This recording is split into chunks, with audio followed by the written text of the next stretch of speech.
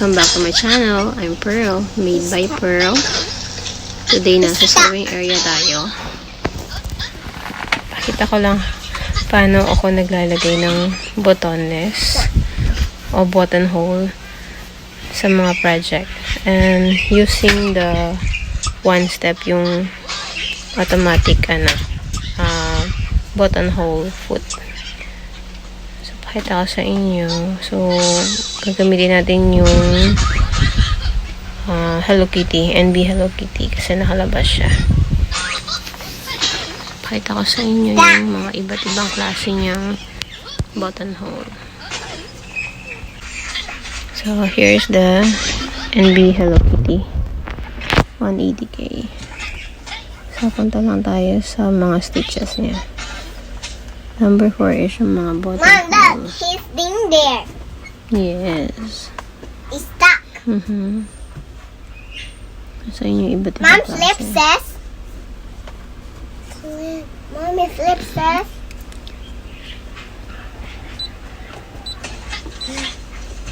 Cut. Meron din siyang for eyelet. Ang gagamitin natin is this one. Ito maganda rin siya. This one is nice too. Why? Iba-iba siya. Pero think ito na lang gawin natin. So maganda siya.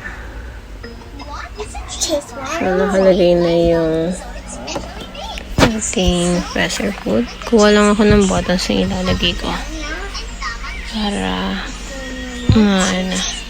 Then here, mark your Mom, Dad, I want it. mark your buttonhole na kung ilan yung ilalagay nyo, yung position. Sa akin 4. So, tingin lang ako ng button para dito. So, here is the buttonhole foot. One step siya. Kuha lang ako ng ito yung organizer natin. Mom says. Sa bottom part is yung button. So this is where I keep all my buttons.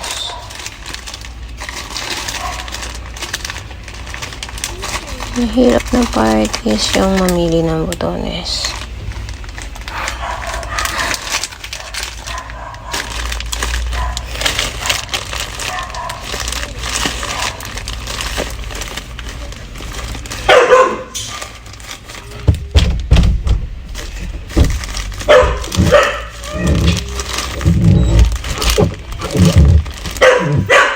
Angela!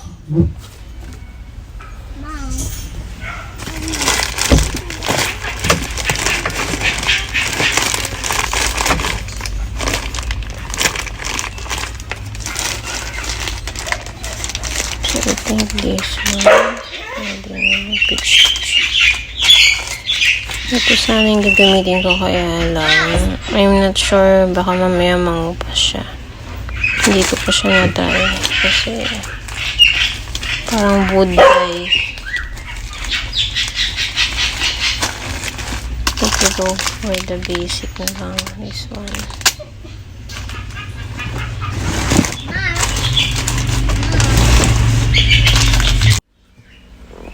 So we settle for this button. So yung iba natatakot silang maglagay ng mga button kasi can ruin the project. Ito yung last step na gagawin mo, din masisira lang yung project mo. So, yung iba gumagamit ng snap.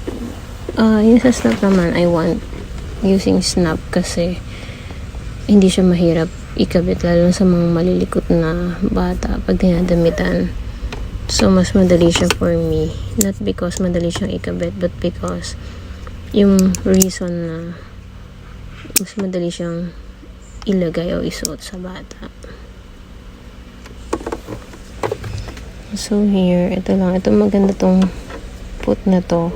I mean, itong machine na to kasi one step na lang yung ano niya. And you don't need to measure kung gaano kalaking hole ang gagawin mo kasi the machine will determine it using this hole. So, attach lang natin siya. So, in-attach natin yung button. So, ayan. So, by putting this, ma-determine ng machine kung gaano kahaba yung gagawin niya. Basta, make your markings. Then, in this part, so yun na niya. Ito. Nahatakan lang natin siya pababa. Then, sa likod. Tapos, white yung thread sa baba. I just need the thread na lang.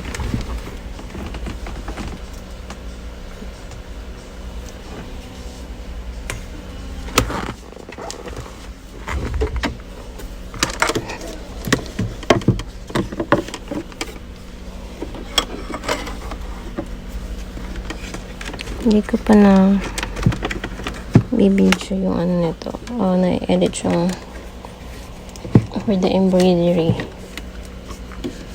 But the original unboxing, nakita ko na siya sa file ng cellphone ko. We did a video for the unboxing of this machine. Kaya lang hindi ko ba siya na-edit. So, treasure machine according sa inyong manual or machine. This one have a needle threader. So, ayan. Nakasetup na siya. What we need to do is to just put the so there. Nakikita nyo, yun yung mark niya. Then, I mark my fabric there. And then, ready to go na. So, ayan, nakaset na siya. Just lang natin ng konti.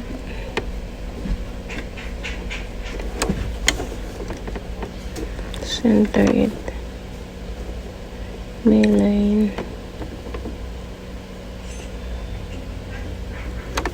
It's okay to go slow kasi may it can ruin the project.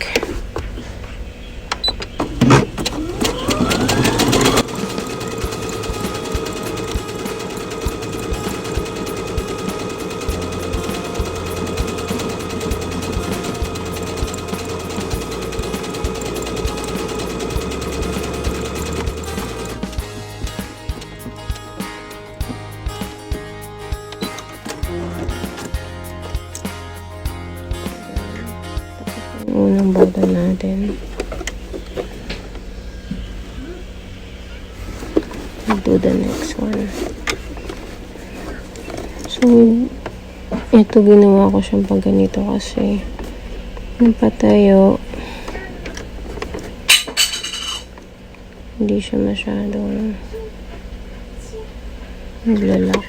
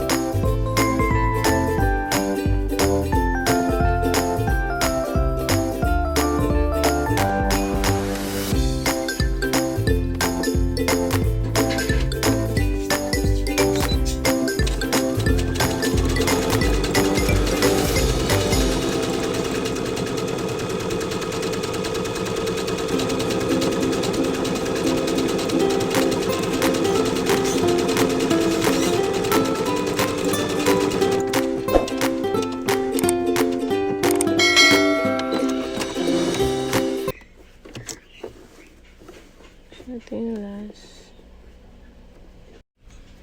We are done for the last one.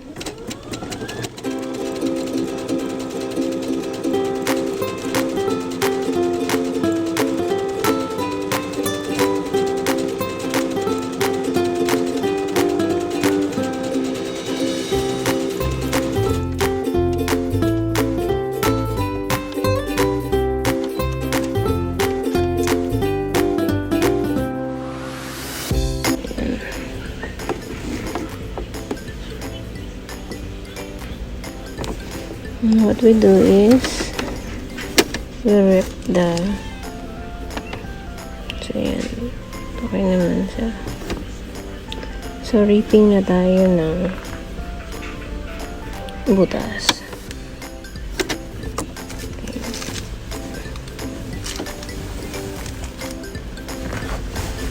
I will teach you how paano siya i-rip. So you can use seam ripper para hindi siya what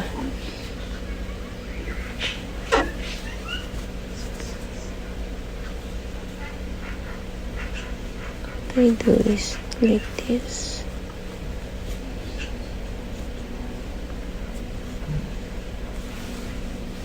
Put the guard there. Kung may seam ripper kaya mas maganda.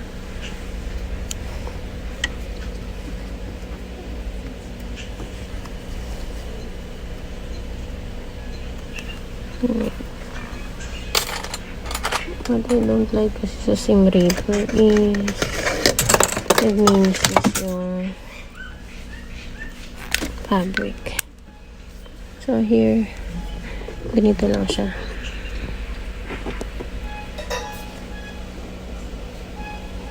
So, mas maganda may guard para hindi niyo masira yung pinaka guard niya doon. So, ayan.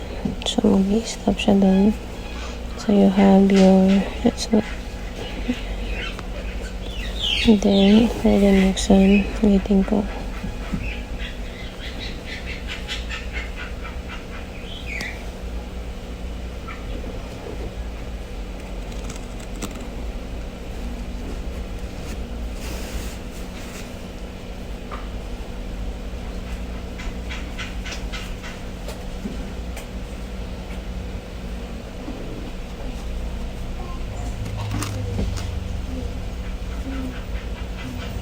There. Ganun lang kadali.